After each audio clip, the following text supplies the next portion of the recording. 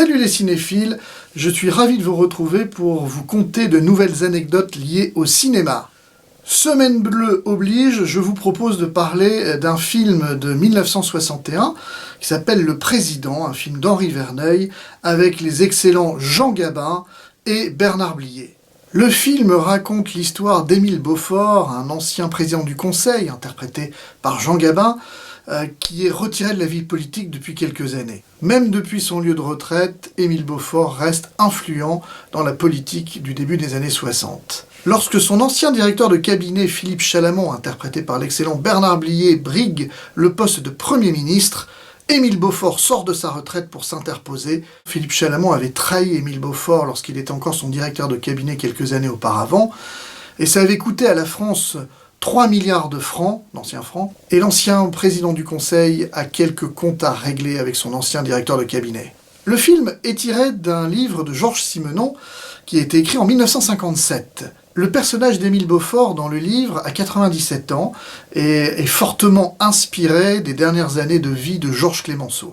C'est Henri Verneuil, le réalisateur à l'époque connu pour La Vache et le Prisonnier avec Fernandel, une dizaine d'années plus tôt, qui décide de s'atteler à l'adaptation du livre de Georges Simenon. Henri Verneuil doit donc modifier quelques aspects du roman, notamment l'âge de l'ancien président du Conseil, Émile Beaufort, qui dans le livre de Georges Simenon a 97 ans. Jean Gabin ne veut pas se faire vieillir autant, tout simplement parce qu'à l'époque, il a 57 ans. Émile Beaufort, dans l'adaptation d'Henri Verneuil, aura donc 75 ans et non pas 97 ans comme dans le roman. Ça, c'est la première chose qui va être modifiée. Jean Gabin est tellement perfectionniste qu'en dehors du plateau, il va continuer à avoir, en rentrant chez lui, en week-end, la démarche, la posture d'Émile Beaufort. Quand on voit le film aujourd'hui, on se rend compte qu'il y a vraiment un mélange entre Georges Clemenceau et le général de Gaulle. On est en 1961, de Gaulle est encore président, on ne sait pas encore ce qui va se passer à la fin des années 60. Le film intervient plutôt dans la seconde partie de carrière de Jean Gabin,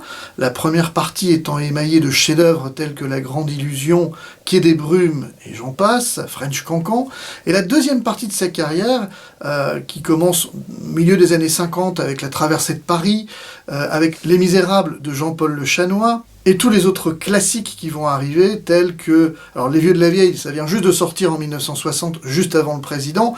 Après, bien sûr, on aura Le Cave Sœur Biff, et tous les succès qui vont arriver dans les années 60 et 70 jusqu'à son décès. Henri Verneuil fait appel pour les dialogues au grand, au légendaire Michel Audiard. Michel Audiard est déjà un peu connu à ce moment-là, il a signé quelques années auparavant des grands dialogues, notamment pour les films de Maigret, interprétés déjà par Jean Gabin, mais surtout en 1960, le succès Les Vieux de la Vieille, encore avec Jean Gabin.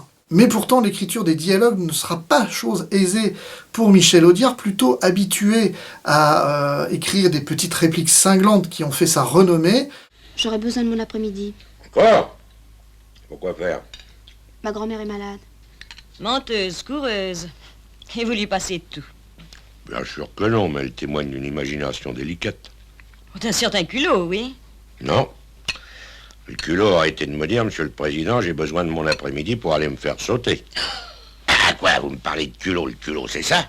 Là, cette fois-ci, pour le film Le Président, Michel Audiard va devoir écrire des monologues politiques. Le plus impressionnant, intervenant lorsque Émile Beaufort se remémore sa prise de bec à l'Assemblée avec son ancien directeur de cabinet devenu député. Et c'est une séquence d'une quinzaine de minutes faite de dialogues ininterrompus, impressionnant grâce au talent de Jean Gabin et de Bernard Blier. La politique, messieurs, devrait être une vocation. Je suis sûr qu'elle l'est pour certains d'entre vous, mais pour le plus grand nombre, elle est un métier. Un métier qui ne rapporte pas aussi vite que beaucoup le souhaiteraient, qui nécessite de grosses mises de fonds. Une campagne électorale coûte cher. Mais pour certaines grosses sociétés, c'est un placement amortissable en 4 ans.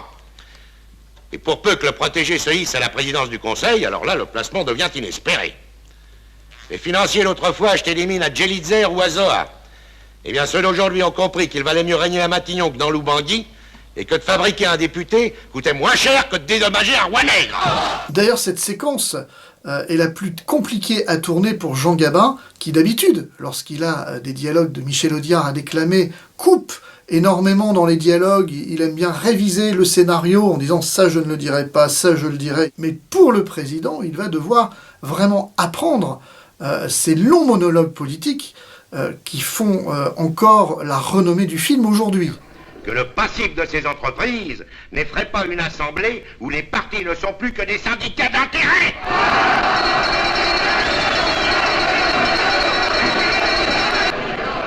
J'ai parlé tout à l'heure de syndicats d'intérêt. Voulez-vous, messieurs, que je fasse l'appel de cette assemblée? Nous allons même le faire par ordre alphabétique. Gaston Ablin, président directeur général de l'Omnium minier du Sénégal, des charbonnages de la Côte d'Ivoire, de la compagnie franco-africaine pour l'électricité et l'industrie. Aucune infamie. Simplement une légère contradiction dans les termes. Enfin, puisqu'elle ne vous apparaît pas. Je suis certain qu'elle n'apparaîtra pas non plus pour des raisons similaires à M. Audran de Hauteville, qui défend, avec talent d'ailleurs, la cause du désarmement, et dont la famille fabrique depuis plusieurs générations des armes automatiques de réputation mondiale. Pour la séquence la plus compliquée à tourner, qui est la séquence de l'hémicycle, tournée en studio, qui dure une quinzaine de minutes à l'écran, il faudra à Henri Verneuil et à Jean Gabin 57 prises pour réussir ce tour de force verbal. À cette époque-là, la pellicule pouvait s'oxyder au moment où on la dérochait, c'est-à-dire que, grosso modo, vous tourniez le film, vous n'aviez pas d'écran de contrôle pour pouvoir vérifier ce qui était enregistré, c'était pas du numérique, et le soir, on dérochait les séquences pour pouvoir voir si elles étaient justement potables. La séquence de l'hémicycle va faire grand bruit, car malheureusement, Henri Verneuil se rend compte, en dérochant cette séquence le soir du tournage, après 57 prises horribles où Jean Gabin n'en pouvait plus, eh bien il se rend compte que la pellicule s'est oxydée et que tout est bon à jeter à la poubelle. Les 57 prises ne sont pas bonnes. On doit tout recommencer. Henri Verneuil n'ose pas prévenir Jean Gabin. Jean Gabin était quelqu'un d'assez intraitable sur les tournages. Une fois qu'il avait réussi le tour de force de faire 57 prises, il allait certainement pas recommencer. Henri Verneuil va demander aux techniciens responsables des prises de vue d'aller l'annoncer directement à Jean Gabin. Le malheureux ne sait pas qu'il l'ait jeté directement dans la gueule du loup. Jean Gabin hurle, s'énerve et ne va plus adresser la parole de tout le tournage à ce pauvre ingénieur des images, des prises de vue. La séquence est donc retournée le lendemain, et cette fois-ci, elle sera bouclée en 14 prises. Un sacré record par rapport aux 57 prises de la veille. À chaque fois que le technicien arrivait sur le plateau, Jean Gabin, jusqu'à la fin du tournage, n'arrête pas de dire « Ah, voilà le saboteur !» Il jouait de cette façon de faire, puisqu'en fait, il ne lui en voulait absolument pas. Ça n'était pas la faute du technicien. Mais Gabin aimait jouer de son pouvoir et surtout de sa gouaille. Michel Audiard et Jean Gabin, un duo légendaire. Sur le tournage, ça ne se passait pas toujours très bien entre eux. Deux fortes têtes, l'un voulant que le texte soit intégralement déclamé par Jean Gabin, et Jean Gabin précisant que telle ou telle phrase, il ne la dirait pas. Têtu comme une bourrique, il tournait et ne disait pas la fameuse phrase, ce qui avait le don d'agacer Michel Audiard, qui quittait le plateau sur un coup de tête. Et Gabin jouait de ce stratagème pour énerver Michel Audiard tout au long du tournage. Deux amis qui se chamaillent, mais cela ne les empêchait pas de se voir énormément en dehors des plateaux, puisqu'ils s'appréciaient tous les deux à leur juste valeur. Alors le président, c'est un film un peu d'anticipation à l'époque. Il y a très peu de films, surtout français, sur le monde de la politique. Le film a marqué donc sa génération. Il a obtenu un énorme succès en salle, 2 800 000 entrées, ce qui est énorme pour l'époque. Et à noter aussi que le compositeur de la musique, c'est Maurice Jarre. Alors il n'était pas très connu à cette époque-là, puisqu'il n'avait pas encore composé, entre autres, Le jour le plus long, ce sera en 1962, et bien sûr, Laurence d'Arabie, qui va lui valoir un Oscar, également en 1962.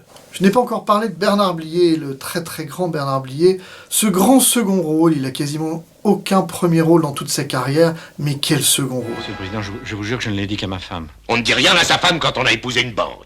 Il paraît qu'on ne peut pas trouver Wagner exquis. Alors, qui peut-on trouver exquis, je vous le demande? Mozart ou Tino Rossi.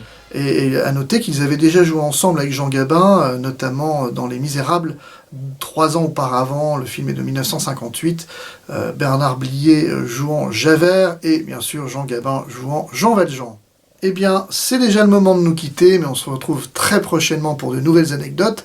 D'ici là, prenez bien soin de vous. À bientôt!